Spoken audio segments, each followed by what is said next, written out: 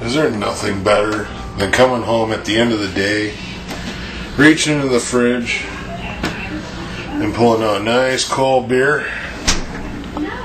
No, this didn't have a label on it to start with, and there wasn't a freak cooler accident. It was actually my own. What, you don't make your own beer? Well, stay tuned and I'll show you how.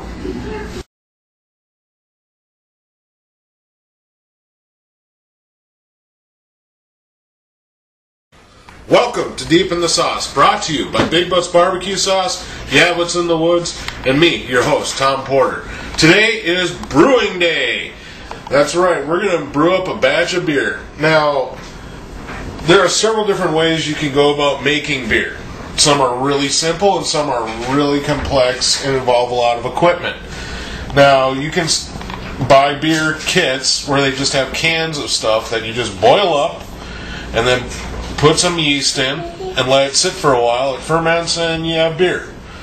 Other times you have a recipe that you need to follow involving stuff like dry malt extract or even canned extract. You use these, maybe throw in a couple of grains and then throw in some hops and then throw in some yeast, and there you go. And then you've got partial grain and then you've got all grain. Now, the difference between beer and wine is that beer comes from grains. So we've got tons of barley here, and we've got oats, and we've got even some wheat. And you can make beer from a bunch of other grains as well. But what happens is they take these grains and they heat them up to a point where they start to create sugars. The enzymes do. And then they dry them off from there, and that's what they call a malt. So this right here is a 2-row malt. You have either 2 rows or 6 row, and 2 row or 6 row is just the type of plant. Anyways, aside from that, you got your specialty grains. And they can be stuff that gives a nice foamy head or stuff for color, such as chocolate grains or black patent grains and stuff like that. Other stuff will bring certain flavors to it. Caramel ones will bring it sort of a sweeter flavor to it. You can even use spices like coriander or orange peel, stuff like that. It's basically, you can come up with a bunch of different combinations, however you want. But the main bill has to be your main grain of barley, which is usually going to be a 2-row. And they come in a couple different colors: light, pilsner, amber, brown, etc., etc. The best thing you can do, though, is go and get a brewing book or two. And it can be anything on all beers in general, or you can get a specific beer type if you want. And you can go with the recipes, you can come up with your own. Some places even sell kits where you just follow their instructions. They'll have malt, they'll have grains, and you just follow their instructions and you can do it that way. Today, I'm doing a triple beer, or actually it's going to be a triple wit because I want to be extra smart. And we're going to be using all grain for the most part with a little bit of extract, some specialty spices, some specialty grains, and I'll even be using hard candy sugar at some point. Yeah, even beers will use just straight sugar or corn sugar called dextrin. That's like the Miller beers use a lot of corn sugars. Also, Budweiser's use a lot of rice sugars or rice in general. So I'm going to get my grains taken out here, and I have to crack them before I get them thrown in water. So I'm going to do that, and then we're going to go from there. Alright, I got my grains all cracked, and I don't have a ton of fancy brewing equipment, but I still love the taste of all grain beers as opposed to having to go with an extract of some sort, whether it be dry or syrup. So I use what I have. Now, I don't have a nice grain mill, so I quick put the things through a little mini food processor, just a couple pulses just to break the hulls. Then they go in here, and I got 2 pots that I'm mixing up or cooking up my grains in. And right now, I'm just looking at getting it up to 120 for what they call the protein rest. Now, when you start brewing beer, start with an extract and go from there, because it's a lot easier and you have a lot less likelihood of screwing up your beer.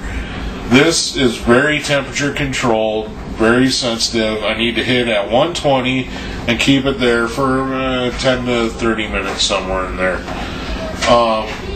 For those who are hardcore and want to know what mix we're using here, I got about 13 pounds of 2-row pale malt, and then I've got 5 pounds of white malted wheat, and I've got 2 pounds of oats, half of which are naked and half of which are steel cut.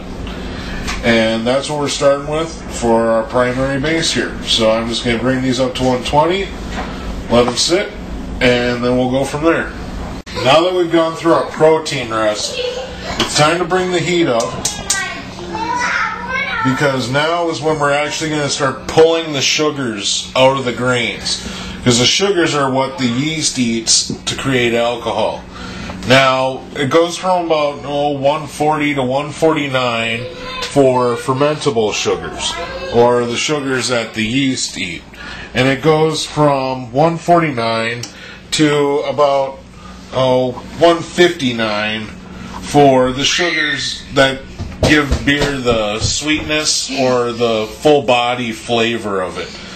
So we're going to be aiming for a slow climb through those 140s to attain as much fermentable sugars, with a stop at about 155, and we're going to leave it there for about an hour to 90 minutes, depending upon how it looks like the sugars are coming out. Once I've got all the sugars cooked up out of my malt, it's been about an hour now, and I think I've gotten just about all the sugars I can at this point.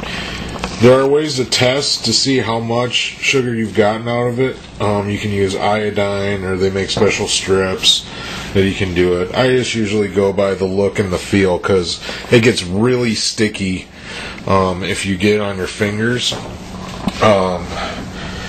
Once you have all the sugars cooked out, then you're going to bring up the temperature of the pot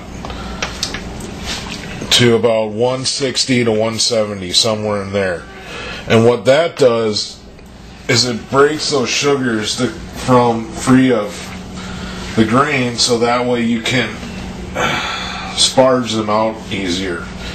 So what's going to happen after this, I bring up the temperature to 160, 170 range, let them sit for about 10 minutes or so, and then from there, I don't have any fancy sparging equipment either. So what I'm going to do is, I've got a bottling bucket with a muslin bag.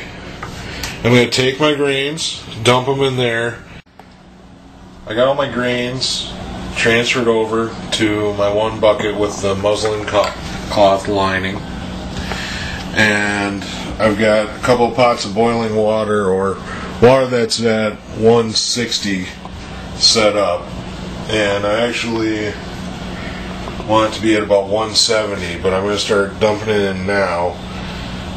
And what you want to do is just kind of evenly spread it out over the top of the grains. And what's happening is all those sugars that are stuck to the grains are going to wash off. Now, I have a 5-gallon batch planned, so I'm going to run through about 6 gallons of water here. So that way when I put it all up to boil after it's done, then I can boil off a gallon or so and I'll be totally fine. Alright, so we got it kind of filled up. So I open up the tap, and first what comes out is this really kind of muddy kind